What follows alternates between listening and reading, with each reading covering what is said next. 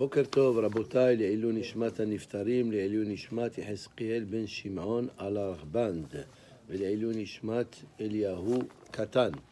Alors le Zohar, il parle de qu'est-ce qui se passe dans le ciel le jour de Rosh Hashanah. Pour et vinu amadona Eloheinu anu ma'asedenu konena anu ma'asedenu konenehu. Le Zohar il dit Bour et viens voir. Beyom Rosh Hashanah. On a dit plusieurs fois dans le Talmud, c'est marqué Ta Shma, viens et écoutez. Mais dans le Zohar, il y a l'expression viens et vois. Ta Hazé, viens voir. Parce que quand on comprend les secrets de la Torah, c'est pas juste au niveau de l'écoute, mais comme si on voit. Parce que quand on voit, c'est une impression et c'est une compréhension plus profonde que quand on écoute, quand tu vois les choses avec tes propres yeux. Bour et viens voir. Beyom Rosh Hashanah nidona olam, comme on a dit, Akadosh Baruch Hu il juge l'univers entier le jour de Rosh Hashanah. Ou Bet Ad-Din HaKadosh Yoshev Vedan Kol HaOlam. Et le Beddin céleste, il juge l'humanité entière. C'est pour ça qu'on a dit le mois de Nissan. Quel est le symbole du mois le mois de Tishré? C'est quoi le symbole du mois de Tishré? C'est la balance, hein? La balance, c'est le symbole du jugement, hein? Akadosh Baruch Hu, il pèse nos péchés et nos mitzvot. Et c'est comme Harambam dit, c'est pas par rapport à la quantité des mitzvot ou des averot, mais par rapport à leur qualité ou leur sérieux. Des fois, une mitzvah, elle peut annuler plusieurs averot, et des fois, une seule avera, elle peut annuler plusieurs mitzvot. Et qui est apte à faire ce genre de calcul? Rambam dit, Yodeya ta'alumot. Rak HaKadosh Baruch Hu, hein? HaKadosh Baruch Hu, c'est lui le seul et unique qui peut décider comment cela se compte. Vesitra ahra, et on a dit que quand Hachem il juge l'humanité, comme on a dit ce matin aussi, il y a aussi les anges négatifs qui sont représentés par le Sitra Ahra. Sitra Ahra, c'est les forces du mal. Hahu, Omed Mitzadze, lui aussi, il vient accuser Am Israël, il vient accuser l'humanité. Si Hachem, il va prendre des bonnes décisions pour nous, alors le Sitra Ahra, il essaye de convaincre HaKadosh Baruch Hu. C'est pour ça qu'on dit quand on mange les fruits le soir de Rosh Hashanah, on dit Sheikartu oivenu vesonenu, comme le Ben Ish Chai dit, on parle des sonim célestes. Sitra Ahra, que HaKadosh Baruch Hu, il n'a qu'à les faire taire. C'est comme on a dit, le pain, on appelle comment le pain en hébreu? Lehem. Parce que quand l'homme il commence, il s'assoit à table, il mange du pain, il y a une milhama là-bas. Lehem milhama oh. Hein, peut-être quelqu'un, il a une belle table, il a des invités, il a toutes sortes de plats et de boissons et du bon vin. Les malachim, il se disputent avec Hachem. Il dit, pourquoi tu lui donnes tant de berachot? Il a fait tel et tel avera. Alors si la personne, elle fait le motzi, elle fait netilat yadayim, elle fait le motzi, elle mange de la nourriture cachère, elle fait le birkat Amazon, Akadosh Baruch Hu, il dit, regardez, dans une seule seouda, regardez combien de mitzvot il a fait, vous pouvez pas le condamner. Mais malheureusement, si on fait des aberot, on fait pas netilat yadayim et le motzi, etc., alors les malachim accusateurs, ils ont une raison valable de parler négativement de cette personne. Alors c'est ça. Vesitra ahra hu omed mitzadze vechol elu shenidonu lemita, et tous ceux qui sont condamnés à mort, mashgia alem. Ça veut dire, si quelqu'un il mérite d'être condamné à mort, le malach accusateur, il essaye de voir comment il peut le condamner à mort. Venir shamim lefanav, et il écrit. Mais quand on écoute le son du shofar, alors on attire la rahamim, on attire la compassion de HaKadosh Baruch Hu pour qu'il puisse nous juger favorablement. C'est comme on a dit shofar, c'est les chaper, c'est améliorer, ça veut dire la miséricorde. de HaKadosh Baruch Hu, אז נתערב לו הכל, שאינו יודע ואינו משגיח באלו שנודנו. Alors ici, le Zohar, il dit que quand on sonne le shofar, on mélange le Satan. Hein? On dirait que le son du shofar, il fait troubler le Satan. Hein? Et quand c'est comme des fois les animaux, quand ils écoutent un bruit, hein, ils sont troublés. Hein? Ou même les êtres humains. Hein? Alors c'est ça, ça veut dire quand il y a le shofar, comme si le shofar, il chasse, il éloigne tous ces malachim négatifs et le sitra ahra, et c'est pour ça qu'on doit sonner le shofar. עד שלאחר מכן כל אלו שאינם חוזרים בתשובה ונגזר עליהם מיתה, יוצאים פתקאות מבית המלך ונמסרו לו. Mais quand même, le sitra ahra, il a les dossiers de ceux qui n'ont pas fait teshuva. Ça veut dire quoi? Ça veut dire si quelqu'un il a fait des averot, s'il a fait teshuva, alors Hachem il lui dit tu peux rien contre lui. Il est revenu à Hachem. Mais si quelqu'un il n'a pas fait teshuva, alors le Satan il a ce dossier de celui qui n'a pas fait teshuva pour qu'il soit puni convenablement. כיוון שנמסרו לו, אינם חוזרים הפתקאות עד שנעשה הדין. Ça veut dire il garde le dossier de cette personne jusqu'à ce qu'elle fasse teshuva, ou bien il faut qu'elle soit punie convenablement. Israël, et c'est pas évident qu'elle soit punie dans ce monde, comme on a dit plusieurs fois. Des fois, Kadosh Baruch Hu, il donne la chance à la personne de se rattraper. Et des fois, il donne cette chance jusqu'à Yom HaMita, jusqu'à avant la mort. Alors Hachem, il donne beaucoup d'occasions pour qu'on puisse faire teshuva. V'Yisraël, kulam tzrichim lishamer mimenu.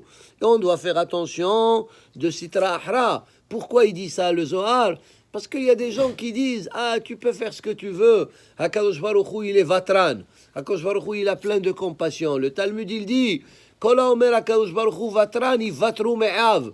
Celui qui pense que HaKadosh Baruch Hu, il pardonne sans aucune limitation, eh bien, celui-là, il mérite d'être puni lui-même, parce que l'attitude, elle n'est pas bonne.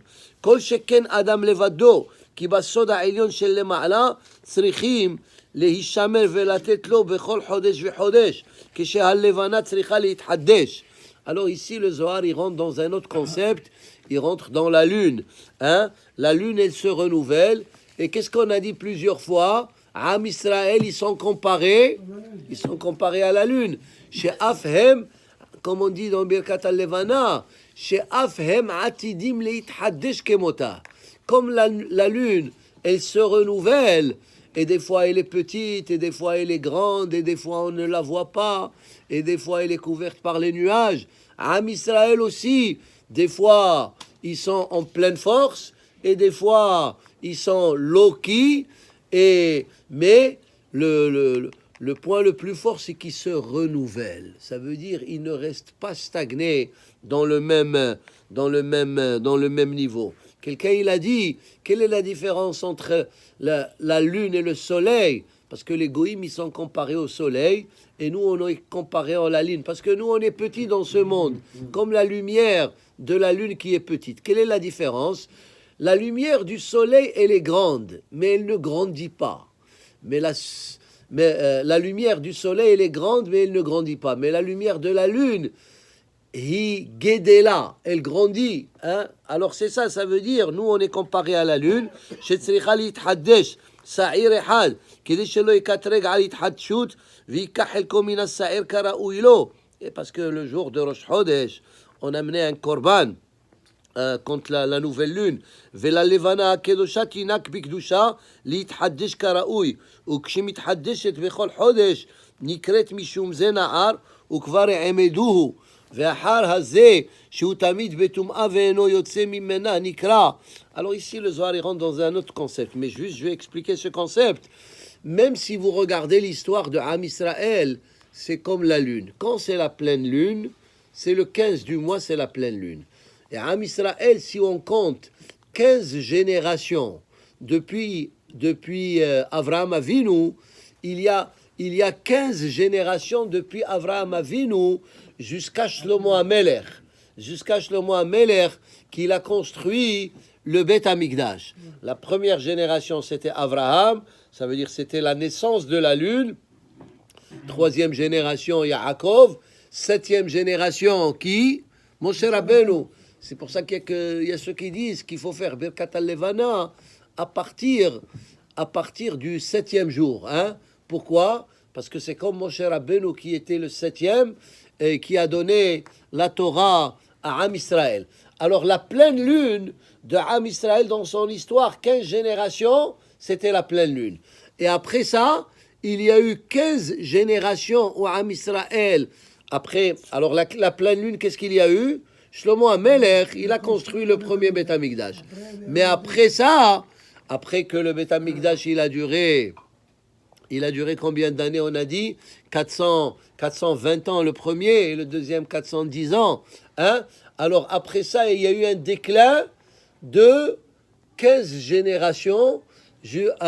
Et par rapport à ça, hein, il y a eu le Horban Bayit Rishon et le Horban Bayit Sheni. Et même si vous regardez la plupart des fêtes, c'est la pleine lune. Sukkot, c'est le 15. Pesach,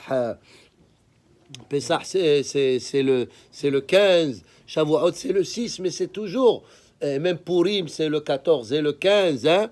Ça veut dire dans une période, et Shavuot, c'est le 6, mais ça veut dire c'est dans une période où est-ce que la lune, elle s'accroît et grandit. Alors il dit comme ça, Veno Yetze Misham, Nikra Melech Zaken Uksil, qui est, alors ici le Zohar il dit, il y a quelqu'un qui s'appelle un roi vieux et stupide. C'est qui le roi vieux et stupide? C'est le Yetzer Hara. Le Yetzer Hara, c'est le roi, ça veut dire il domine la personne et il est vieux. Pourquoi le Yetzer Hara il est vieux? Parce qu'il est venu à la naissance de la personne. Alors que le Yetzer Tov, il est plus jeune que le Yetzer Hara, de 13 ans. C'est pour ça que le Yetzer Hara, il bat toujours le Yetzer Tov, parce qu'il est plus âgé que lui. À quel moment le Yetzer Tov, il bat le Yetzer Hara? Quand on vieillit, parce que le Yetzer Hara, il est plus vieux, alors le Yetzer Tov, il le pousse, et il peut le battre. Alors c'est ça. Hein? Heureusement. Alors c'est ça, Nikra Melech Zaken Uksil. Il est vieux, c'est un roi parce qu'il domine, mais il est Ksil, il est stupide. Pourquoi? Parce qu'il pousse la personne à faire que des averot. Ou Mishum Ze, Israël Akedoshim, Shem Am Echad Biyuhud Akadosh. Am Israël qui sont considérés saints, ils doivent s'éloigner du Yetzer Hara, qui rapporte quoi? La Tum'a. בייחוד הקדוש ברוך הוא נותן להם עצה להינצל מן הכל אשריהם בעולם הזה. Heureux soit Am Israël dans ce monde ou בעולם הבא et dans le עולם הבא, parce qu'en effet on essaye de faire de tout malgré que des fois le Yetzer Hara il nous bat, mais on essaye de faire de tout pour le battre. Des fois on trébuche et des fois on est vainqueur, comme Hachamim disent. Yitzro shel adam mitgabber alav bechol yom. C'est le Yetzer Hara, c'est comme la parnassa. Comme on a dit, la parnassa, c'est une lutte continuelle. Alors aussi, le Yetzer Hara, c'est une lutte continuelle. Tu peux pas dire, hier j'ai battu le Yetzer Hara, ça y est, il est dans ma poche. Hier tu l'as battu, mais aujourd'hui il peut te battre. Comme Hachamim disent que le Yetzer Hara, il est comparé à une mouche, comme on a étudié l'autre jour. Pourquoi Hachamim il compare le Yetzer Hara à la mouche? La mouche, tu l'éloignes, ou bien l'insecte, tu l'éloignes et elle revient. Tu l'éloignes et elle revient. Maintenant, elle voit que tu l'éloignes de ce côté, elle va revenir de l'autre côté. Et elle va te laisser peut-être 10 minutes et après elle va revenir. C'est ça le Yetzer Hara, il essaye toujours de trouver des stratégies, comment faire tomber la personne. Alors il faut faire attention. Chez Nehemar, mais Am Israël, ils essayent de battre le Yetzer Hara. Ve'amech kulam tzadikim, le'olam yilshu haaretz eter mata'ai, ma'aseh yadai le'itpaer. Rabbi Chaim ben Akash omer, הצעת חוש ברוך הוא יזכות את ישראל לפיכך ריבה להם תורה מזו שנאמר המעבד מעצקו יגדיל תורה וידיר יתגדל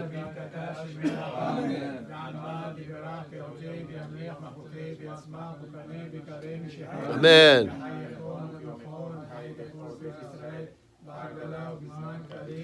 אמן יהי שמי רבה מברך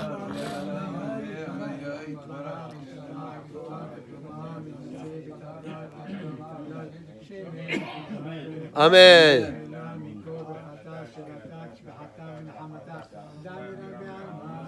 Amen.